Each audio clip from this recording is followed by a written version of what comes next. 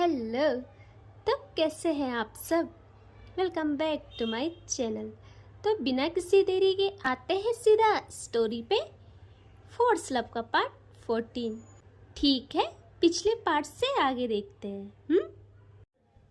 काव्या के पापा बहुत गुस्से में आते हैं काव्या के रूम से एंड आते हैं अपने रूम की तरफ और अपनी पत्नी को भी बुलाते हैं। तन्वी और काव्या की माँ तो साथ में थे उन्हीं के रूम में। जैसे ही वो काव्या के पापा की आवाज़ सुनती है वो बाहर आने लगते हैं। तभी सामने से आ जाते हैं काव्या के पापा और वो लाउड कहते हैं, ये सब क्या चल रहा है? काव्या की मॉम कहती है, क्या चल रहा है? वो कहते हैं, काव्या को चोट कैसे लगी? फिर किसी से लड़के आई है? वो गार्ड्स को क्यों नहीं ले जाती अपने साथ? वो कहती है, मुझे खुद पता नहीं कि उससे चोट कैसे आई। और तुम क्यों पूछ रहे हो? तुमको तो कोई फर्क नहीं पड़ता। तुम तो मेरी बच्ची को गुंडा कहते हो। यहाँ वो कहते हैं, देखो तुम चुप हो जाओ। पहले से मेरा दिमाग खराब है। मैं उसे डांटता हूँ, इसका मतलब ये नहीं कि मुझे उसकी परवाह नहीं है। मैं बस चाहता हूँ वो आवारों की तरह गुंडागर्दी ना करे। उसका एक लेवल है, उसकी और हमारी एक रेपुटेशन है। उसकी और अपनी रेपुटेशन का सोच के मैं कहता हूँ ये सब। वो कहते हैं, हाँ हाँ, तुम सिर्फ अपनी रेपुटेशन का ही सोचना। मेरी बच्ची कैसी भी हालत में हो, तुम्हें क्या मतलब? काव्या के पापा कहते हैं, देखो मैं बहस नहीं करना चाहता हूँ। मैं हर बार हर एक चीज़ लाइट में लेता हूँ।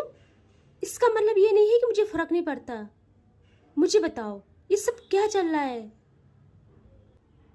उससे उससे चोट कैसे लगी? एक्सीडेंट हुआ है या लड़के आई है किसी से? तभी तन्वी कहती है कि नहीं अंकल जी, ऐसे नहीं है। तो वो कहते हैं, तन्वी आप बताओ ये सब क्या चल रहा है? अगर ऐसा नहीं है तो कैसा है? तभी तन्वी कहती है कि अंकल जी, लेकिन उससे पहले ही काव्या की मॉम एक सांस में सारी बात बताती है काव्या के पापा को और कहती है, देख लो, अब मुझे किसी भी हाल में मेरी बेटी की खुशियाँ चाहिए। अगर तुमको कुछ करना है तो करो, वरना मैं अपने तरीके से करूँगी। काव्या के पापा तो शॉक्ड कि ऐसा भी होता है। वो कहते हैं, क्या बकवास कर रही हो? ऐसा कहाँ देखा है तुमने? वो कहती है, देखा, मुझे यही उम्मीद थी तुमसे। अब तो मुझे ही कुछ करना पड़ेगा। तभी वो कहते हैं, सुनो, तुम उस लड़की से मिली हो? वो कहती है, नहीं मिली, लेकिन जल्द मिलूंगी। यहाँ वो कहते हैं, तो क्या वो लड़की राजी है? काव्या की मॉम कहती है, उससे क्या फर्क पड़ता है कि वो राजी है या नहीं? यहाँ काव्या के डैड अपना सर पकड़ लेते हैं। वो कहते हैं, क्या मतलब क्या फर्क पड़ता है? हम ऐसे कैसे किसी को जबरदस्ती अपने घर की बहू बना ले? उसकी मर्जी भी तो होनी चाहिए। तभी तन्वी कहती है, अंकल, वो लड़की नफरत करती है काव्या से। वो बहुत सिंपल फैमिली से बिलोंग करती है। वहाँ लड़ाई झगड़ा, इवन कोई उनके यहाँ चिल्ला के भी बात नहीं करता, ऊंची आवाज़ में तक बात नहीं करता है। उसका पूरा बैकग्राउंड सबसे अलग है। वो खुद से नहीं मानेगी, कभी नहीं मानेगी। काव्या के पापा कहते हैं, फिर ऐसे में कैसे होगा? हम किसी को दुख कैसे पहुंचाएंगे जबरदस्ती करके? जैसे हम अपनी बच्ची की फिक्र करते हैं वैसे उनको भी अपनी बच्ची की फिक्र होगी। यहाँ काव्या की माँ के दिमाग के तार सॉल्ट हो जाते हैं ये सुन के। वो कहती है, तन्वी, इनसे कोई बात मत करो। कल सुबह होते ही मैं जाऊंगी वहाँ, इनसे कुछ नहीं होगा। यहाँ काव्या के पापा कहते हैं, देखो तुम चुप रहो। अच्छा ठीक है, मैं जाऊँगा, प्यार से बात करूँगा, उसके बाद देखते हैं क्या होता है। लेकिन तुम लोग याद रखना, कोई भी ऐसा कदम मत उठाना जिससे सबकी जिंदगियों पर असर पड़े। तो काव्या की माँ कहती है, ठीक है, लेकिन मेरी बच्ची की खुशियाँ दूर नहीं होनी चाहिए। काव्या के पापा भी परेशान थे यार, उनको भी फिक्र थी काव्या की। वो सोचते हैं अब कैसे करें उस लड़की को राजी। वो तो परेशान हो जाते हैं। वो बहुत अच्छे थे, उनको सबकी खुशियाँ पसंद थी। यहाँ आपको एक बात बता दूं, काव्या दिल से गई थी अपने पापा पे, लेकिन उसका एटीट्यूड, उसका एंगर इशू गया था उसकी माँ पे। वो एक एंजल एंड एक डेविल दोनों थी, कंबाइंड इन वन। यहाँ कुछ टाइम तक ये तीनों होते हैं साथ में और बातें करते हैं, डिस्कस करते हैं कि क्या होगा, कैसे होगा। और आते हैं काव्य पे, जिसकी इतनी बेचैनी थी जिसके अंदर, आराम तो कैसे ही करती वो उठ के बैठ जाती है। उसका सर दर्द से फटा जा रहा था।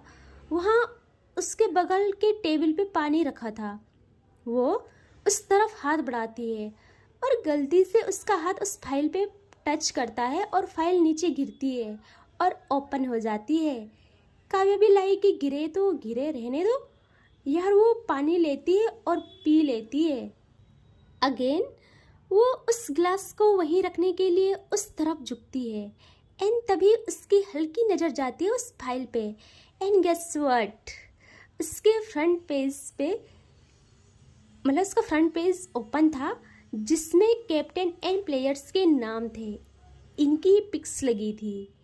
काव्या की नज़र जैसे ही पड़ती है उस चेहरे में तो उसके चेहरे में खून उतर जाता है।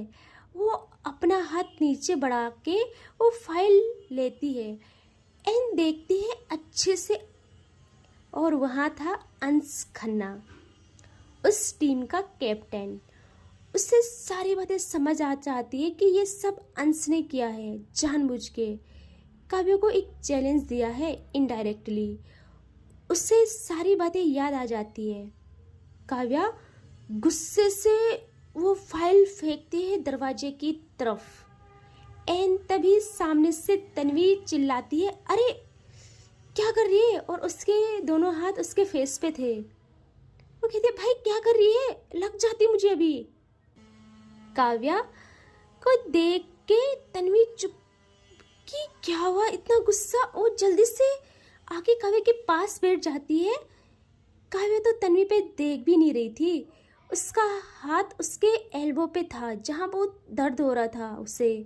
एंड यहाँ तन्वी कहती है, काव्या व्हाट हैपेंड, बताओ इतना गुस्सा किस लिए? देख तेरे लिए एक गुड न्यूज़ है।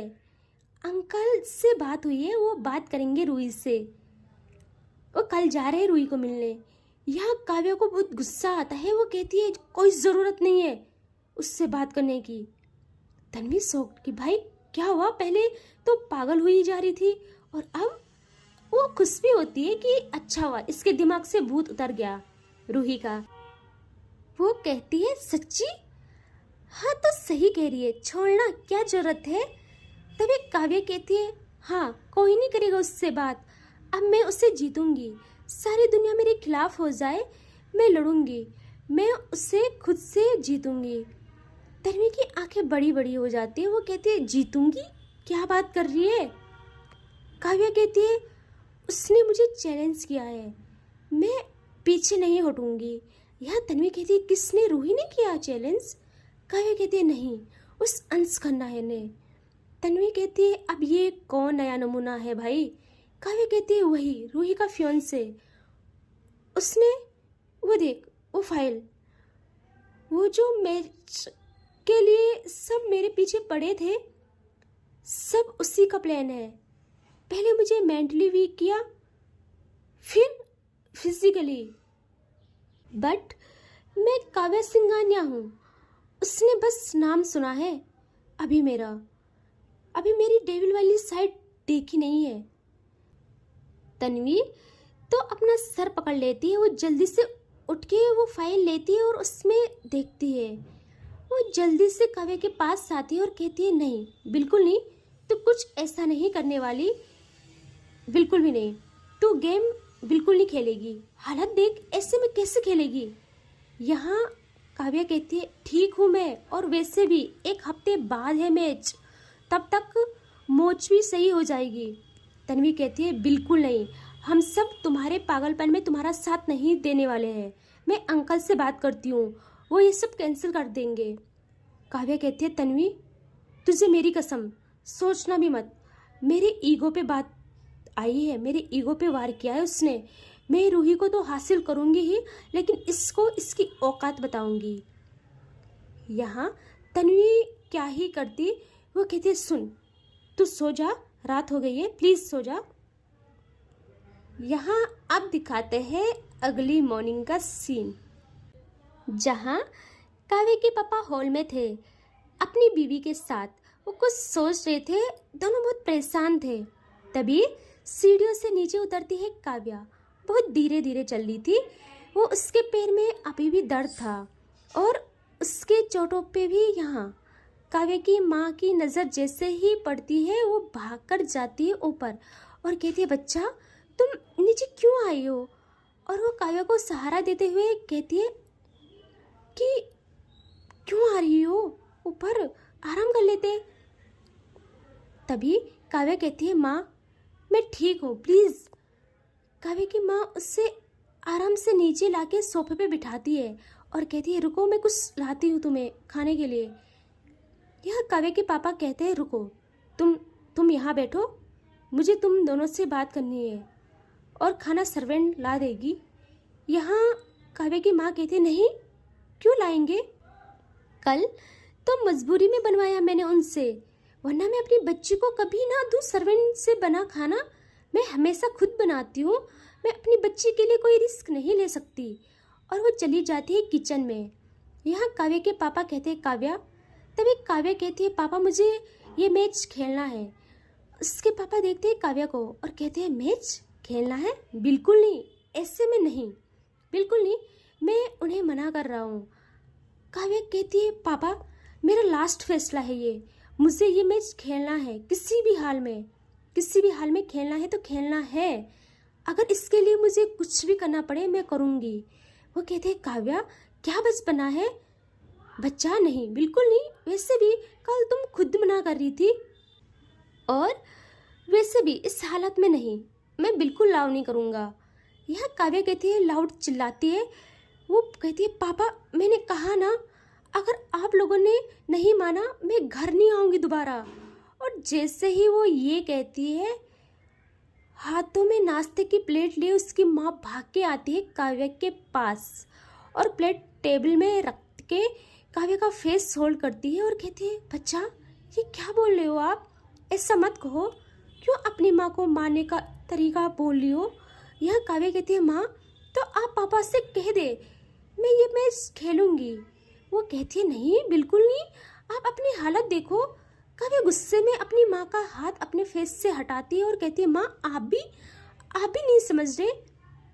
यहाँ माँ मैं ठीक हूँ, वैसे भी मैच अगले हफ्ते है और ये दर्द 1-2 दिन में गायब हो जाएगा। काव्या की माँ क्या कहती, वो तो घूरती है अपने पति को कि मैच के लिए इन्होंने ही बोला था, तभी मेरी बच्ची के माइंड में ये सब बैठा है। वो कहती है ठीक है बच्चा चलो पहले नाश्ता कर लो, खेल लेना मैच, ओके। और वो काव्या को बहुत प्यार से नाश्ता कराती है अपने हाथों से। और काव्या कहती है माँ तन्वी आ रही है मुझे लेने, मैं उसके साथ बाहर जा रही हूँ, अंदर मेरा दम घुटा जा रहा। उसकी माँ कहती है ऐसे में कैसे जाओगी, आराम करो। काव्या कहती है नहीं माँ मुझे अच्छा नहीं लग रहा, पक्का प्रॉमिस, मैं ख्याल रखूँगी अपना, और तन्वी तो है ही ना मेरे साथ। और कुछ टाइम बाद आती है तन्वी और ये लोग बाहर निकल जाते हैं। अब आते हैं हम काव्या की माँ पे, जो देखती है अपने पति को और कहती है सुन लो तुम एक बात मेरी, अच्छे से सुन लो, मेरी बच्ची ये मैच जीतनी चाहिए, वो भी ऐसे कि उससे ज़्यादा मेहनत ना करनी पड़े। उसके सामने ऐसे प्लेयर्स लाओ जिनको फुटबॉल का एफ भी ना आता हो। यहाँ वो अजीम नजरों से देखते अपनी पत्नी को और कहते हैं तुम पागल हो, कैसे लाऊं मैं ऐसे प्लेयर्स, और वो प्लेयर्स मैं नहीं डिसाइड करूँगा। काव्या की माँ कहती है तो पैसा फेंको, पैसे खिलाओ, पैसों के आगे सब झुक जाते हैं। यहाँ वो कहते देखो हमारी काव्या सबसे बेस्ट प्लेयर है और इस बात का मुझे घमंड के साथ साथ गर्व भी है। तुम अपनी बच्ची की काबिलियत पे शक कर रही हो। यहाँ वो कहती है मुझे पता है सबसे बेस्ट है मेरी बच्ची, लेकिन अभी उसकी हालत सही नहीं है। एंड इस बात को अभी छोड़ो, तुम मुझे ये बताओ उस लड़की के घर कब जा रहे हो।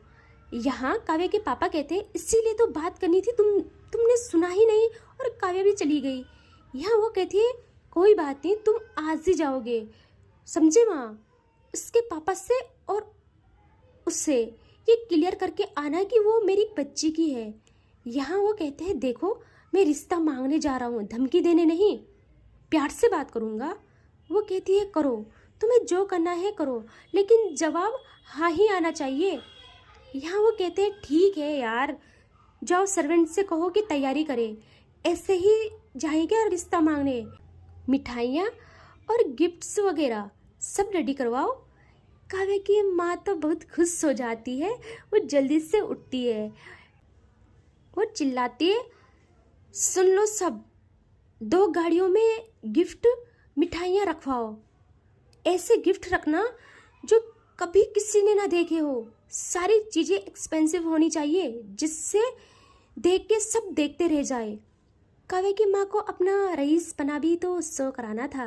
वो जल्दी से अपने घर के मंदिर में आती है और वो बैठ जाती है। आज उनकी आंखों में आंसू थे। वो दोनों हाथ जोड़ के कहती है आपने सब दिया, बिन मांगे ही सब कुछ दिया, लेकिन हमको पता है जब हमारे पास सब था सिर्फ एक औलाद नहीं थी। कितने मंदिर में गए, कोई ऐसा पत्थर नहीं जो हमने पूजा नहीं, कोई ऐसा तालाब नहीं जहाँ हमने सिक्के न फेंके हो, कोई ऐसा पेड़ नहीं जहाँ मन्नतों के धागे न बांधे हो। फिर जाके 10 साल बाद आपने सुनी मेरी काव्या को मेरी झोली में डाल के। मुझे आपसे कोई शिकायत नहीं है, लेकिन मुझे उसकी खुशियों के अलावा कुछ और नहीं चाहिए। उसको सारी खुशियाँ मिलनी चाहिए। उसके लिए मैं आपसे भी लड़ जाऊंगी, मैं आपसे भी लड़ जाऊंगी। और वो रो देती है यार। एंड कुछ टाइम बाद वो अब उठती है और पूजा की थाली लेती है और हॉल में आती है। वहाँ पूरा हॉल गिफ्ट से भरा था। वो हर जगह हर एक गिफ्ट को तिलक करती है, फिर अपने पति को।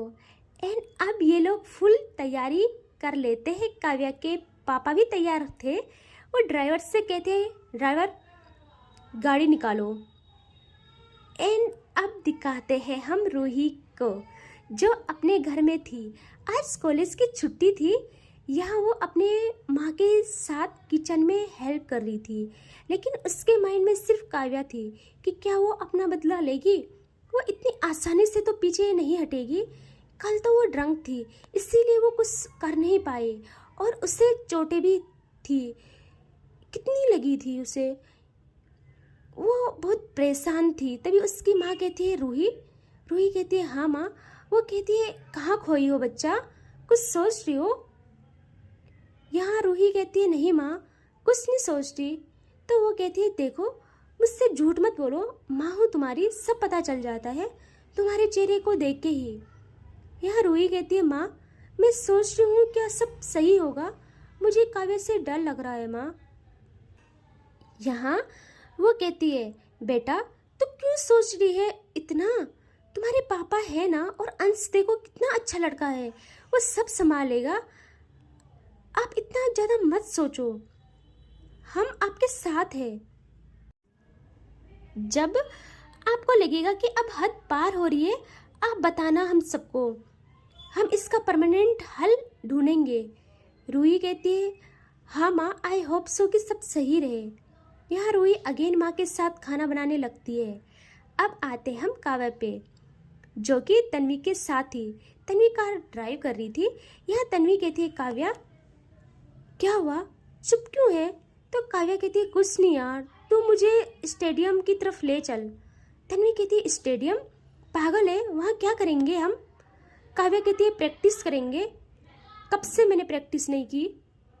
तन्वी कहती है हाँ तब से नहीं की जब से रूही तेरे सर चढ़ी है। काव्या कहती है प्लीज रूही को बीच में मत ला। तन्वी कहती है मत ला, अरे वो बीच में नहीं, पूरी की पूरी वही है, हर जगह वही तो है। यहाँ काव्या कहती है प्लीज यार मुझे स्टेडियम ले चल।